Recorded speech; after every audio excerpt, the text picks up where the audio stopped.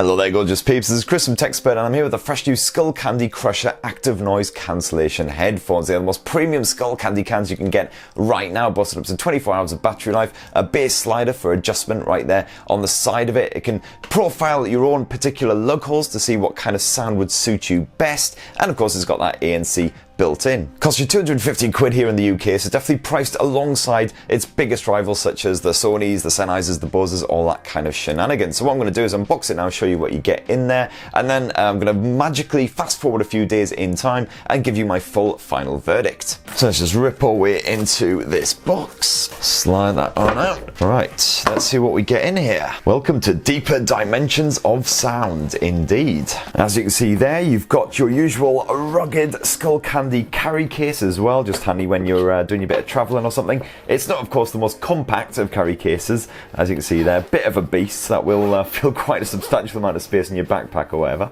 And there are the actual Crusher ANCs themselves. They come in a couple of different hues, black, or this lovely sort of burgundy red, kind of reminds me of the old burgundy XZ3, I believe it was, from Sony. Looks absolutely stunning. And you've got your Type-C USB charging cable, just velcroed in there nicely, and a bit of your 3.5mm to 3.5mm cable too. So you can have them either plugged in or, of course, a bit of Bluetooth action. Ooh, right, I've been using the Skullcandy Crushers ANC for a full week now as my personal headset, and so far liking them a lot, although they're not quite as strong as my personal favourites. Let's start with the design, and I quite like it a lot, to be honest with you. It's definitely simple, or perhaps understated, might be one way of describing it, I guess, but it's relatively sleek as well. And this burgundy finish is absolutely gorgeous. It's rare to see headphones with this kind of gorgeous colour. The branding is fairly simple and straightforward as well, just a bit of Skullcandy logo action on both sides of the band. Looks as funky as usual. And the really good news, of course, the most important part of it all, is that the Skullcandy Crusher ANCs are really comfortable to wear, even for several hours at a time. You get a generous amount of padding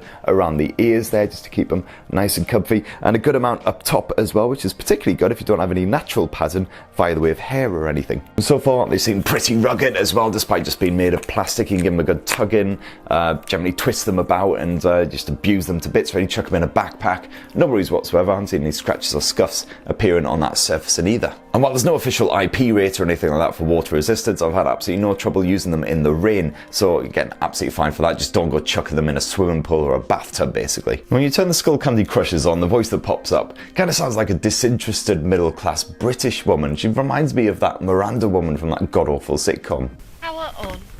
Connected. Setting up is super easy, but it's just hold down the power button for 5 seconds and then you'll enter the pairing mode, and then you just connect it on your smartphone. Nice and simple. The controls are nice and easy to use as well. You got your pause play button right there on the right cup, surrounded by volume buttons, and you can also long press the volume buttons to skip your tracks. They are quite tightly clustered together there, as you can see, but that pause play button is indented as opposed to the other two, so you don't have to fumble around to find out which one is which. Over on the other cup, you've got the bass slider, more on that in a bit, and then just above that, the power button as well. And that's next to 4 handy little LEDs, which tell you when the active noise cancellation is actually active. And it can also be used to give you a readout on the current battery level as well, just a rough indication of how much juice you got left. Now, the sound quality here on the Skullcandy Crushers is also fantastic. Definitely a match for pretty much any rival you'll find around this sort of price point. And if you download the Skull Crusher app from the Google Play Store, the Apple App Store as well, you can actually set up your own personal sound profile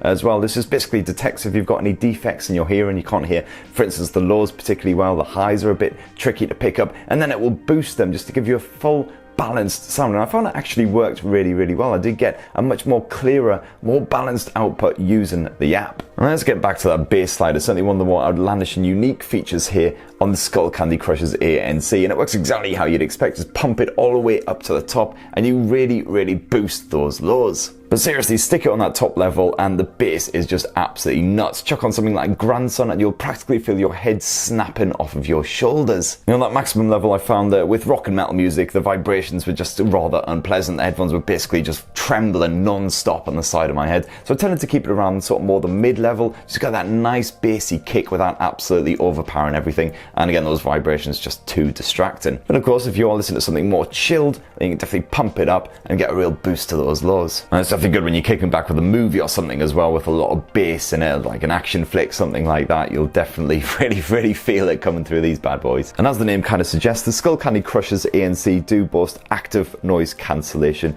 as well, being deactivated whenever you need to. Sadly, here on the Crushers, the noise cancellation ain't anywhere near as good as they are on the likes of Sony's WH-1000s. I mean, those things are just insane. You pop those on, you're in your own little peace bubble, drowns out absolutely everything, all those annoying other people all around you. Here on the Skullcandy Crushers, kind of dampens the sound a bit, but to be honest, not a massive amount. You do get this sort of non-stop static sort of fuzz as well, which is something that you don't get with the Sonys. When the ANC is on, you can just cup your hand like so, and it'll turn on the ambient mode after about sort of 4 or 5 seconds. That just allows you to hear things a bit more clearly that's going on around you. But to be honest, I found I could have conversations with people and sort of generally get an idea of what was going on with the ANC active anyway, so kind of rendered it a bit pointless. And I also prefer the Sony method of basically just cupping your hand, and you immediately enter the sort of ambient mode where you can hear everything quite clearly, and then just take it away again in order to go back into noise cancelling. It's a lot quicker. Something that the Sonys don't have that the Skullcandy Crushers do though is full built-in tile support as well. So if you're the kind of forgetful fanny who's always losing their shit, great news. Just download the free tile app onto your smartphone, and at any point, if you can't find your Skullcandies, just hit find, and that will start to play a noise, as you can hear there,